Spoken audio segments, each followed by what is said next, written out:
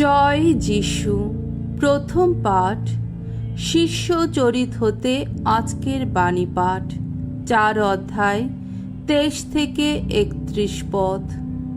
পবিত্র আত্মা নেমে এসে প্রার্থনা সভায় সমবেত ধর্ম ভাইদের অন্তর নতুন শক্তিতে অনুপ্রাণিত করলেন।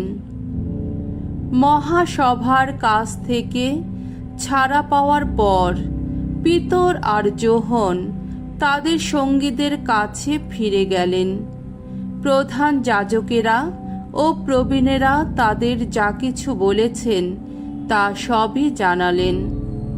এসব কথা শুনে সকলেই তখন এক প্রাণ হয়ে ঈশ্বরকে ডাকতে লাগলেন। তারা বলে উঠলেন, হে বিশ্বপ্রভু, তুমি আকাশ, পৃথিবী ও সমুদ্র এবং এই আকাশ, পৃথিবী ও সমুদ্রের মধ্যে যা কিছু রয়েছে সমস্তই সৃষ্টি করেছ। পবিত্র আত্মার দ্বারা তুমি আমাদের পিতৃপুরুষ তোমার সেবক দাউদের মুখ দিয়ে এই কথা বলেছিলে। বিজাতীয়দের মধ্যে কেন আজ এই ক্রুদ্ধ গর্জন? ভিন জাতির মানুষে মানুষে কেন এই অসার মন্ত্রণা? পৃথিবীর নিপতিরা ব্রহ সাজিয়ে দাঁড়িয়েছে আজ।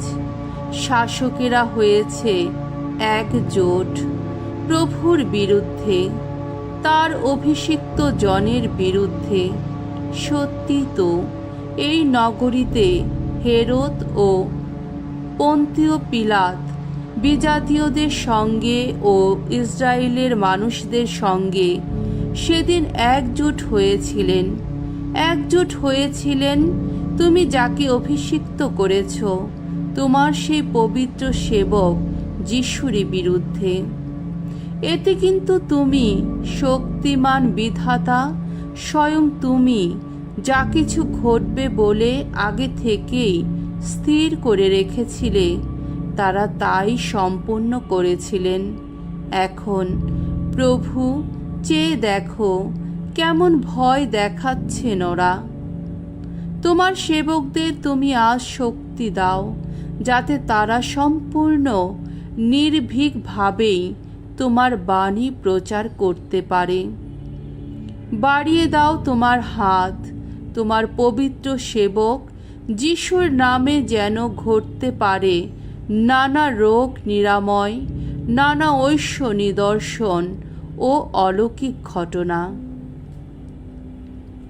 তারা যে জায়গায় সমবেত ছিলেন তাদের প্রার্থনার শেষে সেই জায়গাটি হঠাৎ কেঁপে উঠল। তারা সকলেই পবিত্র আত্মার প্রেরণায় উদ্বুদ্ধ হয়ে উঠলেন। তারা নির্ভীকভাবেই ঈশ্বরের বাণী প্রচার করে চললেন। প্রভুর বাণী।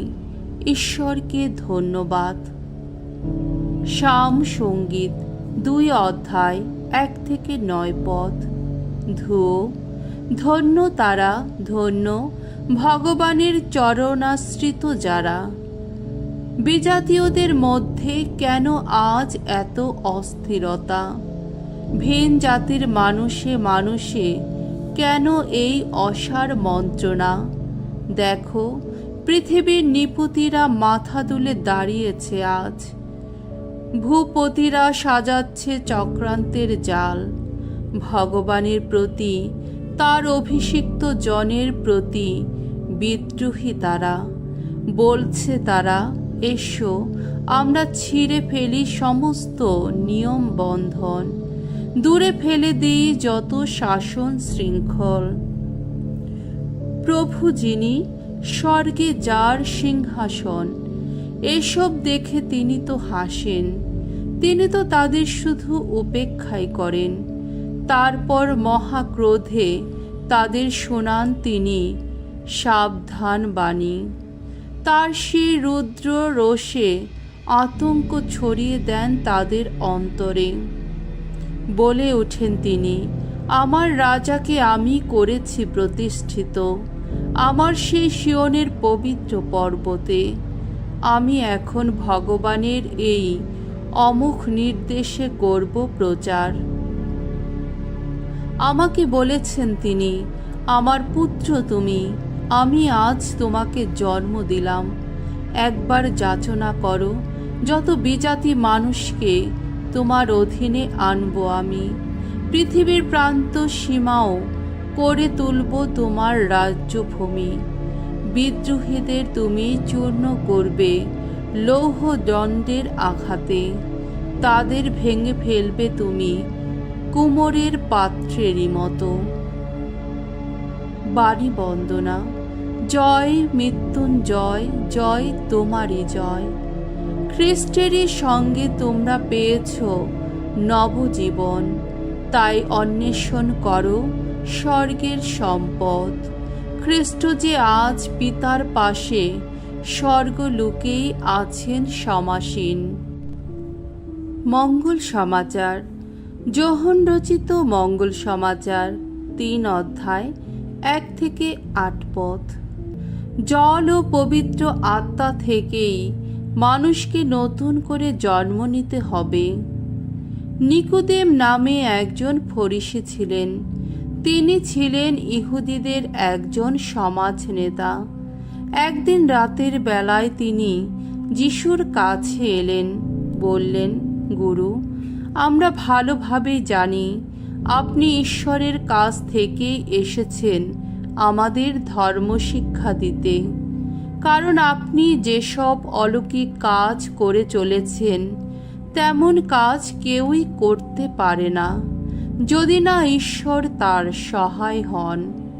যিশু উত্তর দিলেন, আমি আপনাকে সত্যি সত্যি বলছি, নতুন করে জন্ম না নিলে ঐশ্ব রাজ্য দেখা কারো পক্ষে সম্ভব নয়।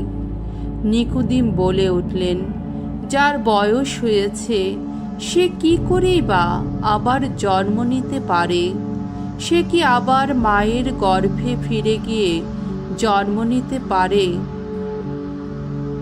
যিশু উত্তর দিলেন, সত্যি সত্যি বলছি আপনাকে, জল থেকে ও পরম আত্মা থেকে জন্ম না নিলে কেউই ঐশ্ব রাজ্যে প্রবেশ করতে পারে না। দেহ থেকে যা জন্মায় তা দৈহিক, আর পরম আত্মা থেকে যা জন্মায় তা আত্মিক। আমি যে আপনাকে বললাম সকলকে নতুন করে জন্ম নিতে হবে, তাতে আপনি কিন্তু আশ্চর্য হবেন না। বাতাস যেদিকে ইচ্ছে সেই দিকেই বয়ে যায়। আপনি তার শব্দ শুনতে পান, কিন্তু কোথা থেকে সে আসছে আর কোথায় বা সে যাচ্ছে তা তো বুঝতেই পারেন না। তেমনি পরম আত্মা থেকে যারা জন্ম নেয় তাদের সকলের বেলায়ও ঠিক তাই হয়। প্রভুর মঙ্গলময় বাণী। খ্রিস্ট প্রভু তোমার প্রশংসা হোক।